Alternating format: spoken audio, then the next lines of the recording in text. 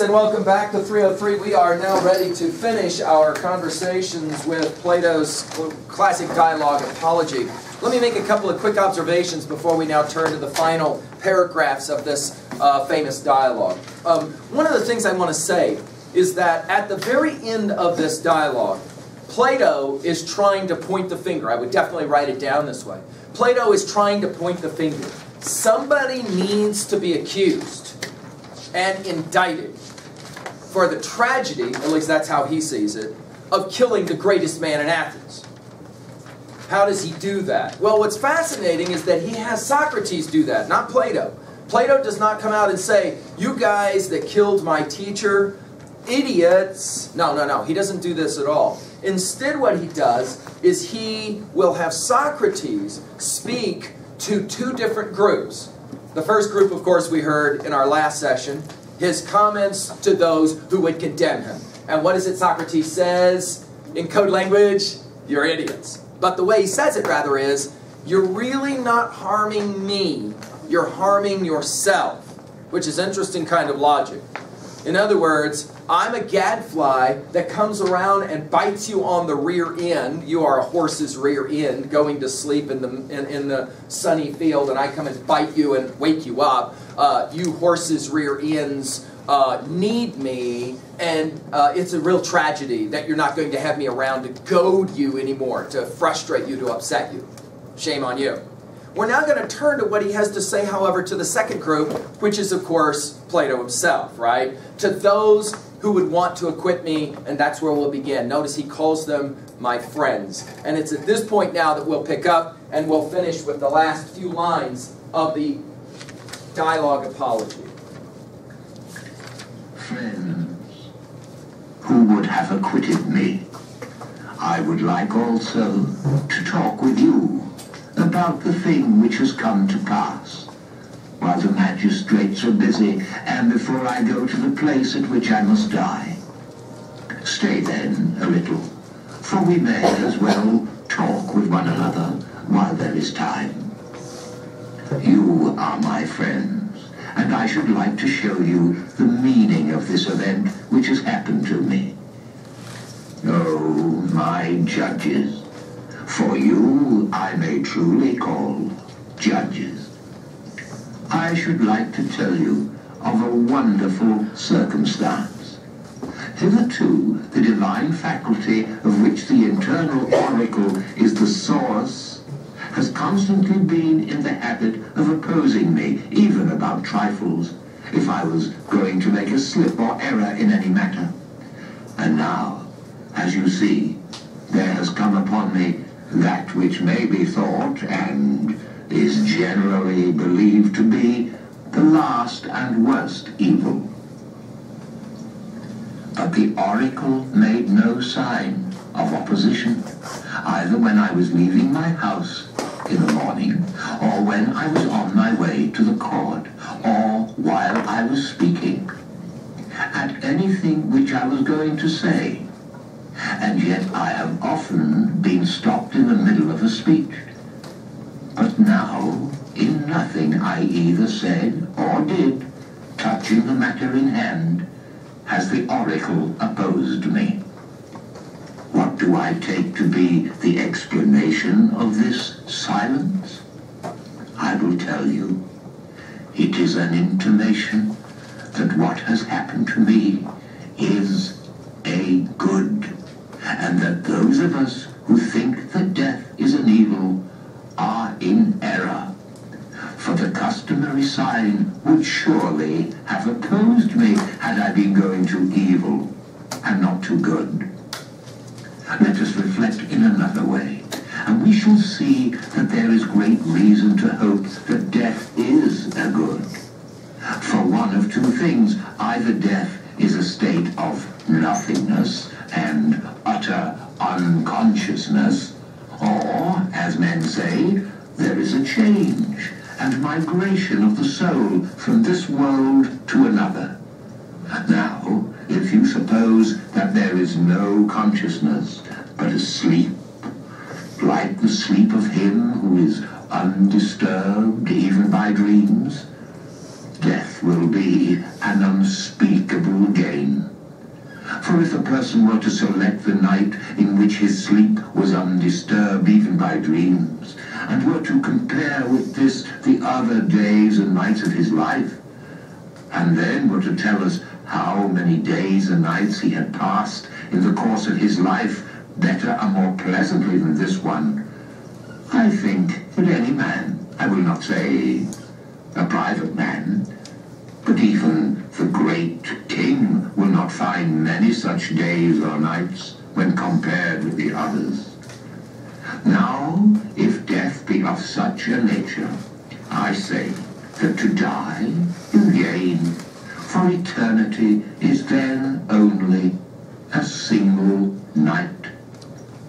But if death is the journey to another place, and there, as men say, all the dead abide, what good, oh my friends and judges, can be greater than this? If indeed, when the pilgrim arrives in the world below, he is delivered from the professors of justice in this world, and finds the true judges who are said to give judgment there. Minos, Rhadamanthus, Aeacus, and Ptolemy, and other sons of God who were righteous in their own life. Oh, that pilgrimage will be worth making. What would not a man give if he might converse with Orpheus, and Musaeus, and Hesiod, and Homer? Nay, if this be true, let me die again and again. I myself, too, shall have a wonderful interest in there, meeting and conversing with Palamedes, and Ajax, the son of Telamon, and any other ancient hero who has suffered death through an unjust judgment. And there will be no small pleasure, as I think, in comparing my own sufferings with theirs. Above all, I shall then be able to continue my search into true and false knowledge, as in this world, so also in the next, and I shall find out who is wise and who pretends to be wise and is not. What would not a man give, O judges, to be able to examine the leader of the great Trojan expedition, or Odysseus, or Sisyphus, or numberless others, men and women too? What infinite delight would there be in conversing with them and asking them questions? In another world, they do not put a man to death for asking questions, assuredly not. For besides being happier than we are, they will be immortal, if what is said is true. Wherefore, O judges, be of good cheer about death, and know of a certainty that no evil can happen to a good man, either in life or after death. He and his are not neglected by the gods, nor has my own approaching end happened by mere chance. But I see clearly that the time had arrived when it was better for me to die and be released from trouble, wherefore the oracle gave no sign, for which reason also I am not angry with my condemners, or with my accusers. They have done me no harm, although they did not mean to do me any good. And for this I may gently blame them. Still, I have a favor to ask of them.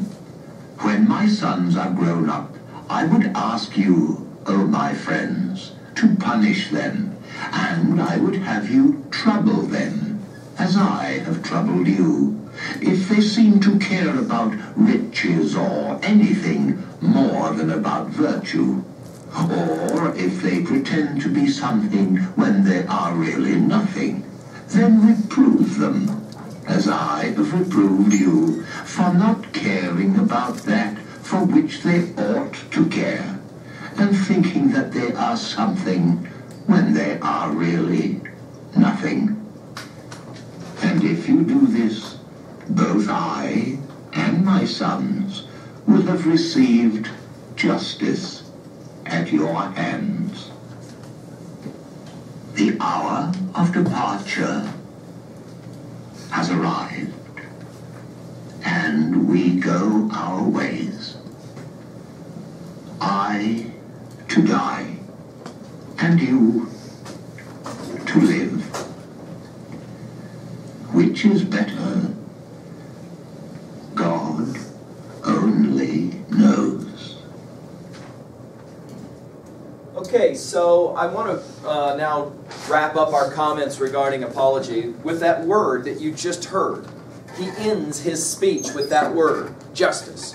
That's for sure a word you want to write down. It's a word we're going to come back to over and over again in our conversation of republic, which we are about to begin here in a moment. Okay? Let's analyze then some final comments about what happens at the conclusion of apology, the dialogue. Notice what Socrates does. He wants his students to see his very actions as almost the way we would think of a lab in science, an experiment of sorts. In other words, you got to live, then you got to die. That reality has been always behind everything Socrates ever taught them, he will say. But now it's time for him to actually practice dying, death. How will he demonstrate whether what it is that he said was legitimate or not? He says it's as simple as the way I behave as I prepare to die.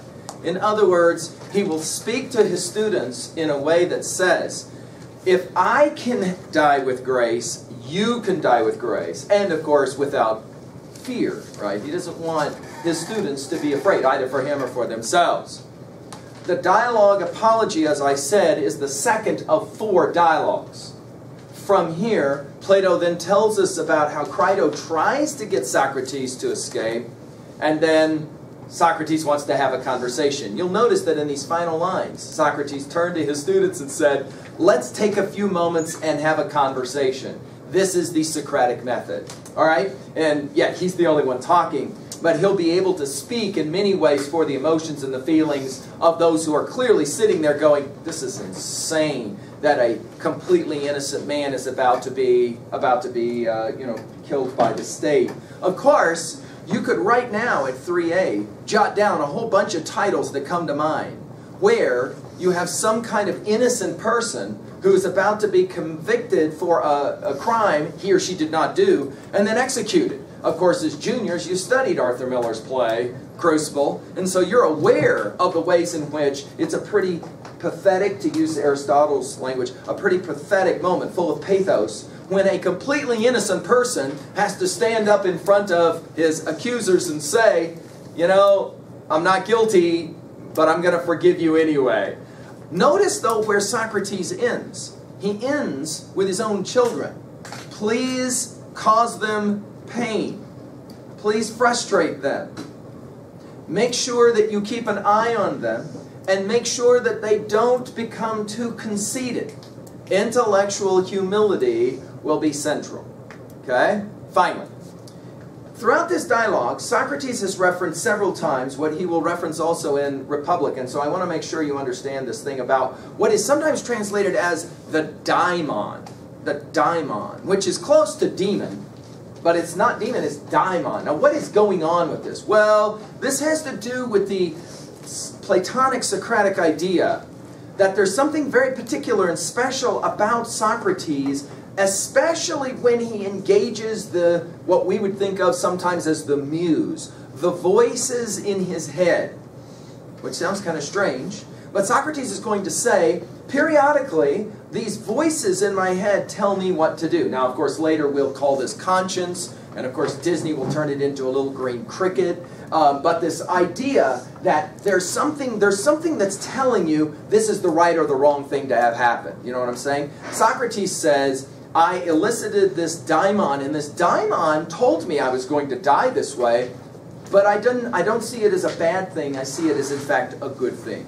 In other words, Socrates is preparing for his death throughout his entire life. You'll want this for your notes. Plato is trying to construct a hero teacher.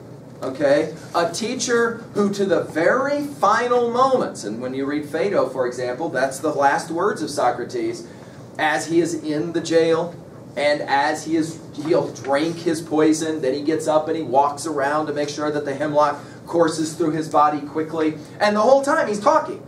So right up until his very last breath, Plato is going to construct a teacher who is constantly teaching, not only in words, but also in action. Okay? For Plato, these come together in Socrates, and he has created, of course, a mythic hero. Not unlike the heroes of the Odyssey, not unlike the heroes of the Iliad. Here, Plato is going to construct a different kind of epic poem, a different kind of epic hero. Now, the Apology tells about the final days of Socrates in the courtroom. And of course, all four of those dialogues together tell about the final days of Socrates. The Republic speaks of the high moment of Socrates' teaching. The greatest of the dialogues is called Republic, and it's the one to which we turn now. Okay? And as we do so, we want to keep in mind these lines from Apology. That Socrates was trying to teach certain types of truths. We are going to see those truths represented, which is why I pointed out the word justice. One more time, I recommend that you circle that for your notes, and then you'll ask this simple question as we begin our study of Republic. Why is justice so important to Socrates? And what does it mean? Okay, what does the word justice mean? And as we get into this conversation of Republic, especially Republic 1, right away we'll see that is the question. We will redefine it as, what does it mean to do the right thing? How do you know what is the right thing? Could you ever actually know that? Okay, that's the question of justice. And we'll turn to that as we turn to our discussion now of Republic 1. Thank you.